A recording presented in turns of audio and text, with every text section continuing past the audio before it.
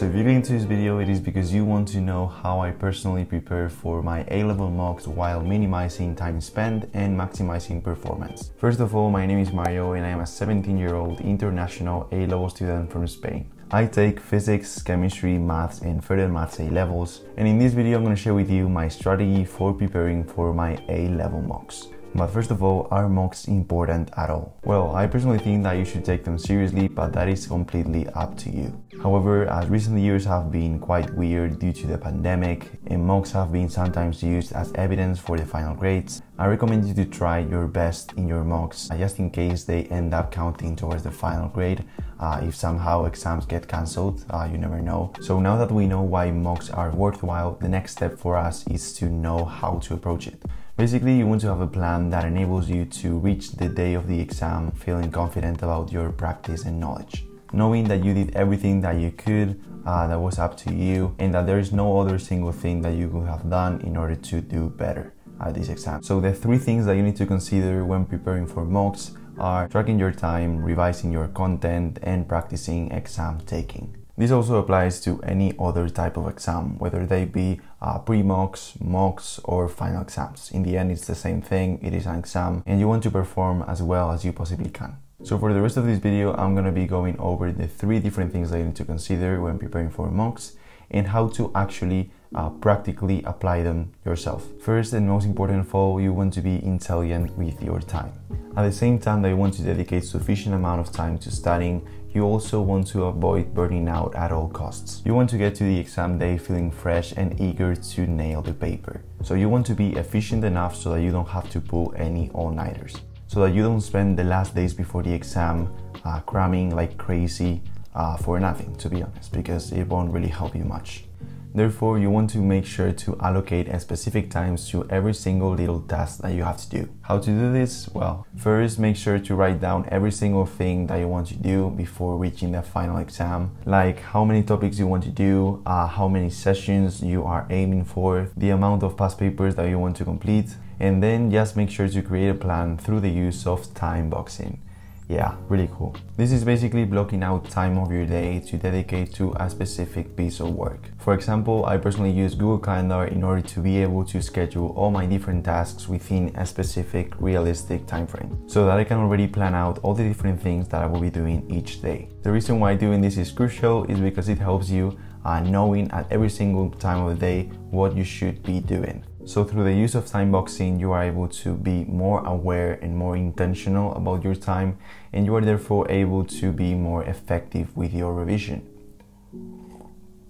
Secondly, you want to create a system for you to review your subjects to be up to date with your theory content. Personally, I recommend you to create your own flashcards, whether they be physical or digital. However, if you are watching this and you are in a rush, which is quite likely, to be honest, you can just go through the already made flashcards on Physics Maths Tutor. They are not sponsoring this video, but I still recommend it because I personally use it a lot. Like when I say a lot, I say that I base my revision from Physics Maths Tutor. So yeah, to be honest, if you're watching this, make sure to reach out to me because I'll be really glad to sponsor you guys. Personally, what I do is to go over the flashcards from Physics Maths Tutor, and I make Anki flashcards on those questions that either I didn't know about their existence or that have a high chance of being asked in the final exam. Once I have finished doing all the Anki input, basically having added all the flashcards that I wanted to add to my Anki system, then I get on with my Anki revision. I force myself to do a minimum of 30 minutes of Anki reviews every single day,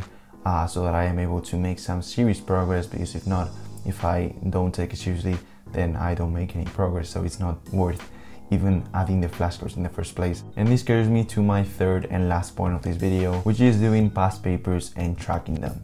In the end, the final judgment of your knowledge is made out of the grade of an exam, so you want to make sure to prepare for the exam. It is not the same to be knowledgeable about a subject than to be able to answer exam questions correctly. So you want to learn the format of the exam, the most common questions, the patterns in the mark schemes, and what examiners exactly want you to say. The best way to do all this is to do as many past papers as you can possibly do, and revising those errors that you make on those papers so that you don't repeat them and you learn from them. So to do this, I also create flashcards on the past paper questions that I don't know how to answer effectively, correctly, and I want to make sure that I do by the time that I have the exam.